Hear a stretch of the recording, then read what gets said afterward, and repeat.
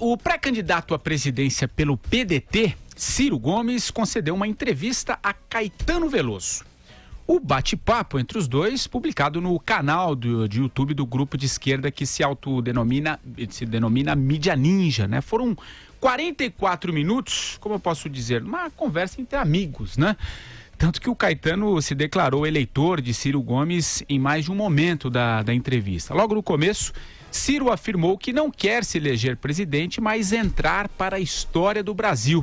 Depois disse sentir falta de um projeto de desenvolvimento nacional que faça com que o país seja respeitado internamente e também no cenário externo. A gente separou alguns trechos dessa entrevista, desse bate-papo. O André, coloca aí para a gente debater aqui. Vai lá. Essa é a minha segunda coluna na Mídia Ninja. Eu sou colunista, mas apenas estreia como Mangabeira. E hoje eu vou entrevistar um sujeito que eu admiro muito, que na verdade é meu candidato à presidência da República. Isso aconteceu por uma razão, é que eu sou muito responsável. Eu não quero me eleger presidente do Brasil, eu quero mexer na história do Brasil. Eu não quero sair pela porta dos fundos, no meio de crise, atolando o nosso país em dificuldades. Eu quero ajudar o Brasil a se reencontrar com a sua felicidade. O surto moralista que se levantou exigia alguém que, não tendo o rabo preso, viesse dizer, olha, isso aí é mentira. Esse negócio aí, essa onda de que vai derrubar a Dilma por corrupção, isso é tudo mentira. Isso é tudo mentira. São os corruptos que estão se reunindo para derrubar um governo de uma pessoa decente. Não há dúvida. Hoje não há a menor dúvida. Mas aí você vê, quando você fala isso, eu chamei o Michel Temer de ladrão. Chamei o Eduardo Cunha de ladrão. Aí eu, destemperado, ó, como é que fala e tal, ok. Andreasa, começa esse tema com você. O que você achou desse bate-papo aí? E o Caetano declarando o voto ao Ciro Gomes, enfim. O que você achou? Não, eu fico pasmo no mundo em que essa gente vive. Hoje é fato, né, para esse pessoal, que a Dilma foi vítima de um complô, de um golpe, uma pessoa decente. Presidente da República eleita e, portanto, representante de um partido, o dos trabalhadores, que liderou um ataque sem precedentes ao Estado brasileiro, de pilhagem do Estado brasileiro, de tomada do Estado brasileiro, a partir especialmente das estatais, para um projeto de perpetuação no poder. Isso é que está muito claro, aliás, não tão claro quanto deveria para a sociedade. Mas o que está claro para a sociedade é que a Dilma não foi vítima de coisa nenhuma. É duro ver esse tipo de entrevista, dever de ofício, né? Agora, uma proposta que a gente podia fazer é a seguinte: inventamos hoje, agora, vamos pensar aqui no programa, uma forma do Ciro Gomes entrar para a história, já. Garantimos para ele que ele está na história e ele desiste de ser candidato a presidente. Pronto. Vera.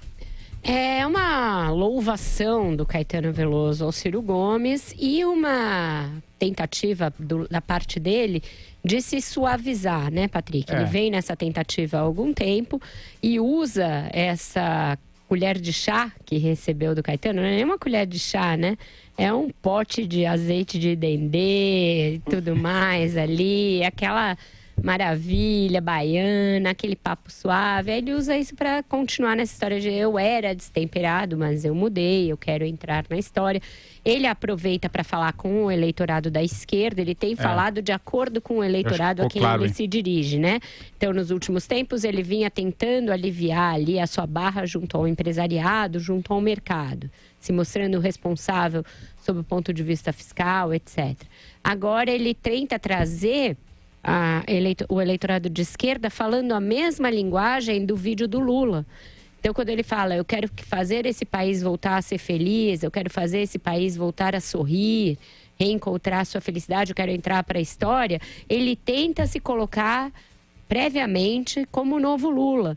Para isso, contando com esse aval que o Caetano Veloso, de tão boa vontade, lhe dá e que a própria Mídia Ninja, que é ligada ao PT, lhe dá.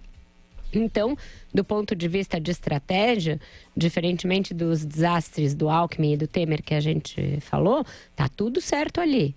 para os propósitos a que se destina, para o Ciro Gomes, está tudo certo. Ele tomou 2 gotinhas de algum floral ali antes, estava todo zen, estava realmente passando essa cara plácida, não estava nem enxugando a testa com um lenço, como ele faz, porque sua muito e está falando numa rotação muitas vezes mais lenta do que ele fala normalmente. Então tem todo esse propósito e vai ser recortado, não tenha dúvida, em dezenas de microvídeos e colocado em todas as plataformas do Ciro Gomes de propaganda para mostrar que ele mudou, que ele está maduro, que ele está mais plácido, que ele tem até o apoio do Caetano, que ele está cheio de baianidade na Go.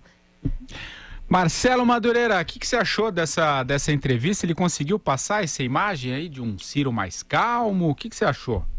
Calmo, nervoso, o raciocínio dele é que é muito tortuoso, porque ele explica o seguinte, ele quer dizer que a ex-presidente Dilma Rousseff foi retirada do poder, né, foi vítima de um golpe, né, são todas meias verdades. Ela foi vítima de um golpe? Não, ela foi defenestrada por questões absolutamente previstas dentro da lei, né? Agora, se o conjunto dos parlamentares que votou o impeachment dela, o afastamento dela, tinha ou não vínculos com a corrupção é outra história.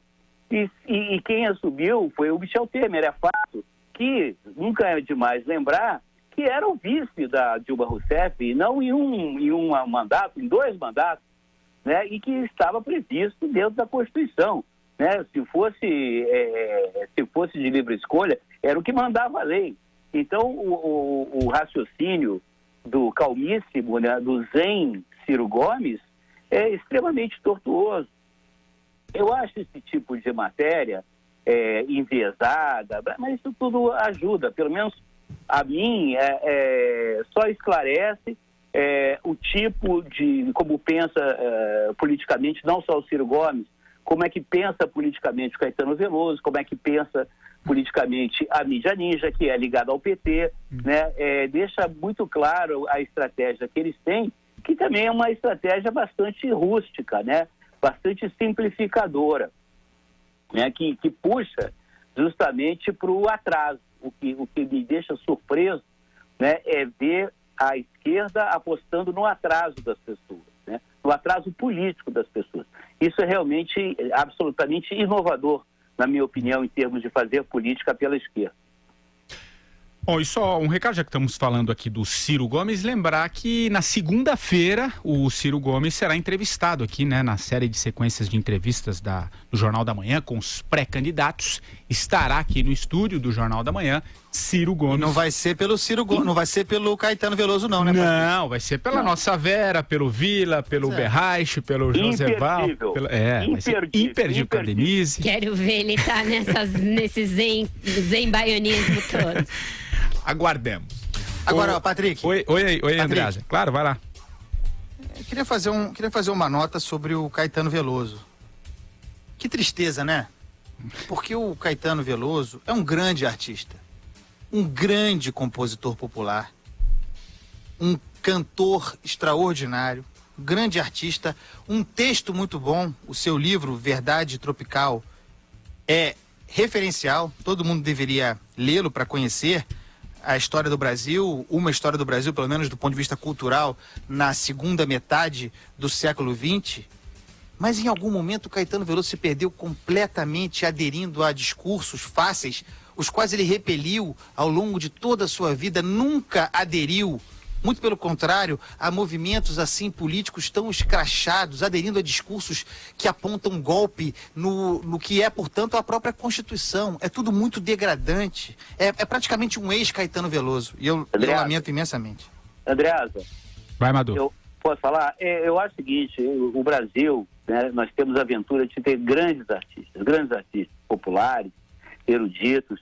Só que eu concordo com você, mas eu acho assim, a gente tem que separar a obra da pessoa. Eu, por exemplo...